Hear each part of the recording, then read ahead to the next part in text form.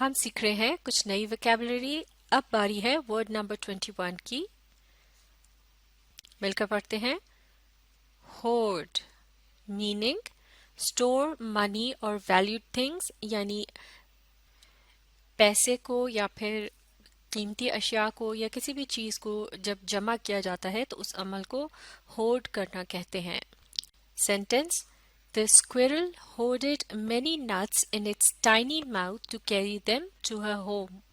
یعنی گلہری نے بہت سی گریوں کو اپنے چھوٹے سے منہ میں جمع کیا تاکہ انہیں اپنے گھر تک لے جا سکے. Word number 22. Solitude meaning a lonely person or place، یعنی کوئی اکیلا شخص یا پھر کوئی ویران جگہ. Sentence: He fills his solitude by reading mystery novels. یعنی وہ اپنے اکیلے پن کو دور کرنے کے لیے جاسوسی ناولز پڑھتا ہے. Word number 23. Disintegration. Disintegration meaning losing strength or breaking into pieces، یعنی کسی چیز کا کمزور پڑ جانا یا پھر ٹکڑوں میں ٹوٹ جانا. Sentence: The cliff at the coast disintegrated under the effect of the waves from the sea. یعنی سمندر کی لہروں کے اثر کی وجہ سے ساحل پر موجود چٹان ٹوٹتی گئی یا پھر ٹوٹ گئی یا بکھر گئی، یا پھر اسے یوں بھی کہا جا سکتا ہے کہ وہ توڑ پھوڑ کا شکار ہو گئی. Word number 24. Prejudice meaning opinion not based on reason or experience، یعنی بغیر کسی وجہ کے یا تحقیق کے یا پھر کسی تجربے کے کسی کے متعلق کوئی رائے قائم کر لینا، یعنی پہلے سے ہی ذہن میں کوئی بات کسی کے خلاف بٹھا لینا، اسے تعصب بھی کہا جاتا ہے. Sentence: You will have to leave aside your prejudice to give peace a chance. یعنی آپ کو اپنے تعصب کو ایک طرف رکھنا ہوگا امن کو ایک موقع دینے کے لیے. Word number 25. Futile meaning useless، یعنی بیکار. Sentence: All the efforts made to clean the city would be futile unless the allocated funds are used honestly. یعنی جب تک دیے گئے فنڈز کو یا رقم کو ایمانداری کے ساتھ استعمال نہیں کیا جائے گا تو شہر کو صاف کرنے کی تمام تر کوششیں جو ہیں وہ بیکار جائیں گی، یعنی ان کا کوئی فائدہ نہیں ہوگا. Word number 26. Nomenclature. Nomenclature meaning system of names for things, for example in the field of science.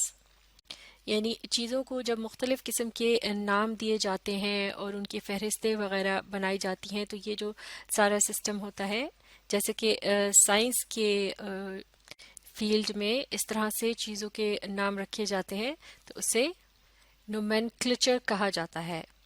Sentence: All plants and animals have special names in the scientific nomenclature.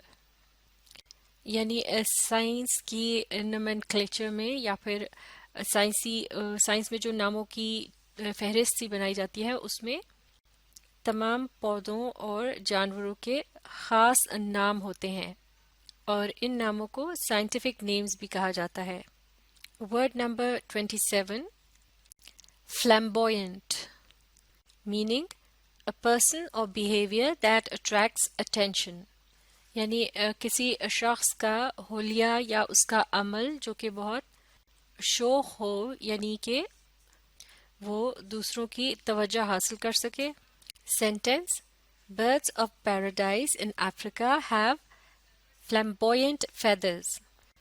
اس جملے میں خاص قسم کے پرندوں کا ذکر ہو رہا ہے جو کہ افریقہ میں پائے جاتے ہیں، جنہیں برڈز آف پیراڈائز یا پھر جنت کے پرندوں کا ٹائٹل دیا گیا ہے.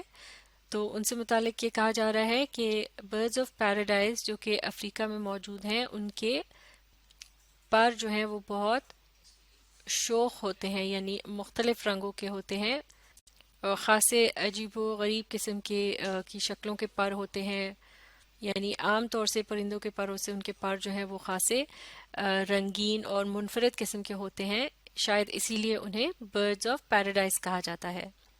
Word number 28، ہاسپس meaning a home providing care for the سک، یعنی ایک طرح کا یہ ادارہ ہوتا ہے جس میں بیمار لوگوں کی دیکھ بھال کے لیے انہیں رکھا جاتا ہے۔ Sentence, he was shifted to a hospice to recover from T B, یعنی ٹی بی کے مرض سے بحال ہونے کے لیے اسے ایک ہاسپس یعنی ادارے میں بھیج دیا گیا۔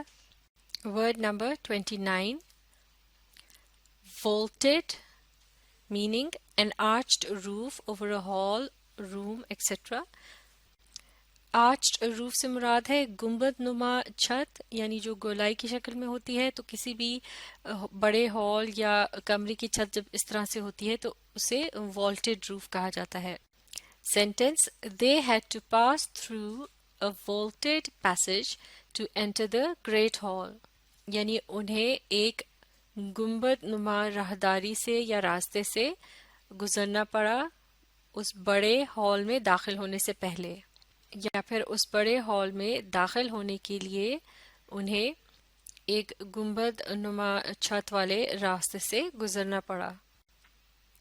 Word number 30، intricate meaning very complicated or detailed network or pattern، یعنی بہت ہی پیچیدہ اور بہت ہی باریک یا تفصیل میں بنایا گیا کوئی نظام ہوتا ہے، یا کسی چیز کا جیسے جال سا بچھایا جاتا ہے یا کوئی نقش و نگار وغیرہ ہوتا ہے، یعنی کوئی ڈیزائن وغیرہ جو کہ بہت ہی باریک اور گھنا سا بنا ہو، تو اس کے لیے انٹریکٹ کا لفظ استعمال ہوتا ہے۔ Sentence, the old city had an intricate network of roads and alleys، یعنی پرانے شہر میں سڑکوں اور گلیوں کا ایک بہت ہی گنجان یا پھر پیچیدہ جال بچھا ہے یا ایک نظام ہے۔ تو یہ تھے چند اور نئے الفاظ۔ اب اس سے آگے کے الفاظ کو ہم اگلی ویڈیو میں اسٹڈی کریں گے۔ آپ اس ویڈیو کو ری پلے کیجیے اور اس کے ساتھ ساتھ پڑھنے، سمجھنے اور لکھ کر پریکٹس کرنے کی کوشش جاری رکھیے۔